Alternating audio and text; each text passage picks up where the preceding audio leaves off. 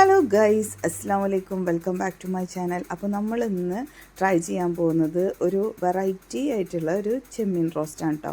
ഇത് ഒരു ബീഫ് കറിയുടെ ഒക്കെ ഒരു ലെവലിലേക്ക്, ബീഫ് റോസ്റ്റൊക്കെ നമ്മൾ ഹോട്ടലിൽ നിന്ന് വാങ്ങിക്കുമ്പോൾ ആ ഒരു ടേസ്റ്റാണ് തോന്നുന്നത്. അപ്പോൾ അതുകൊണ്ട് തന്നെ ഇത് ചപ്പാത്തി, പൊറോട്ട, അപ്പം അങ്ങനെയുള്ള ഐറ്റംസിൽക്കൊക്കെ സൂപ്പർ കോമ്പിനേഷനാണ് കേട്ടോ.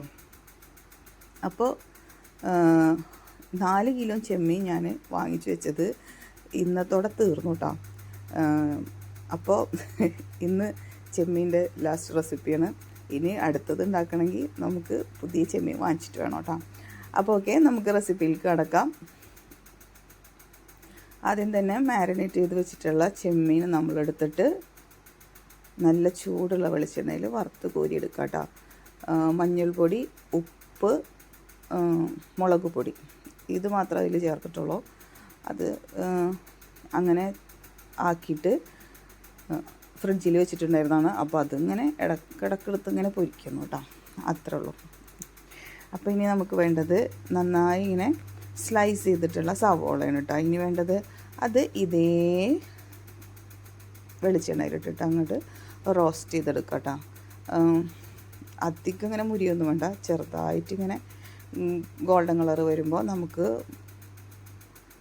ഇഞ്ചി വെളുത്തുള്ളി പേസ്റ്റ് ഇട്ട് കൊടുക്കാം. പിന്നെ ഗരം മസാലപ്പൊടി, അതുപോലെ മഞ്ഞൾപ്പൊടി, മുളക് പൊടിയും കൂടി ഇട്ടിട്ട് ഒന്ന് മൂപ്പിച്ചെടുക്കുക. പിന്നെ നമുക്ക് എരിവിനാവശ്യത്തിനുള്ള കുരുമുളക് പൊടിയും കൂടെ ചേർത്ത് കൊടുക്കാം കേട്ടോ. പിന്നെ ഇനി വേണ്ടത് എന്താണെന്ന് വെച്ചാൽ നമ്മൾ വറുത്ത് കോരി വെച്ചിട്ടുള്ള ചെമ്മീൻ ഇതിലേക്ക് ഇട്ട് കൊടുക്കുക. എന്നിട്ട് നന്നായി ഒന്ന് ഇളക്കുക കേട്ടോ. ഈ സമയത്ത് നമുക്ക് മല്ലിച്ചപ്പ് ഇട്ട് കൊടുക്കാം. പിന്നെ പച്ചമുളക് കീറിയത് ഇട്ട് കൊടുക്കാം. തേങ്ങ ഉണ്ടെങ്കിൽ അതൊന്ന് കൊത്തി അരിഞ്ഞിട്ട് അതും കൂടി ഇട്ട് കൊടുത്തോട്ടോ. അത് നല്ല ടേസ്റ്റാണ്. അതിട്ടില്ലെങ്കിൽ എനിക്കൊരു സമാധാനം ഉണ്ടാവില്ല. നിങ്ങൾക്ക് വേണമെങ്കിൽ ഇട്ടാൽ മതി, ഓപ്ഷനലാണ്. ഉള്ളവർ ഇട്ട് കൊടുക്കുക കേട്ടോ. എന്നിട്ട് നന്നായിട്ടൊന്ന് വഴണ്ട് വരാൻ വേണ്ടി അവിടെ അടച്ചു വെക്കുക. ശേഷം തക്കാളി മിക്സിയിലിട്ട് നന്നായിട്ടൊന്ന് ജ്യൂസാക്കിയിട്ട് ഇതിൻ്റെ മേലേക്ക് ഒഴിച്ചു കൊടുക്കുക കേട്ടോ. വേപ്പിലയും കൂടി ഇടണേ. അത്യാവശ്യം കുറച്ച് വേപ്പില ഇട്ട് കൊടുക്കണം, നല്ലതാണ് ഒരു സ്മെല്ല് കിട്ടാൻ വേണ്ടിയിട്ട്. അപ്പോൾ ഇനി അതിലേക്ക് ആ ചെമ്മീനിലേക്ക് തക്കാളി ജ്യൂസ് ഒഴിച്ചു കൊടുത്തിട്ട് നന്നായി ഒന്ന് ഇളക്കി അടച്ച് വെച്ച് വെക്കുക കേട്ടോ. ഇനി നമുക്ക് വേണ്ട എന്താ വെച്ചാൽ വെളിച്ചെണ്ണയിൽ ഉണക്കമുളകും കറിവേപ്പിലയും കൂടിയിട്ടൊന്ന് മൂപ്പിച്ചിട്ട് എടുക്കാം. അധികം കരിഞ്ഞു പോവാതെ നോക്കണം. ഇനി ഇത് അങ്ങനെ തന്നെ ചെമ്മീൻ റോസ്റ്റിലേക്ക് ഒഴിച്ചു കൊടുക്കാം കേട്ടോ. അപ്പോൾ നമുക്ക് എത്ര കറി വേണോ അതിനനുസരിച്ചിട്ട് തക്കാളിയുടെ വെള്ളം കൂട്ടണം, വെള്ളം ഒഴിച്ചിട്ട് അരക്കണം. അപ്പോൾ നമുക്ക് എത്ര ലൂസ് വേണമെങ്കിലും ആക്കാം.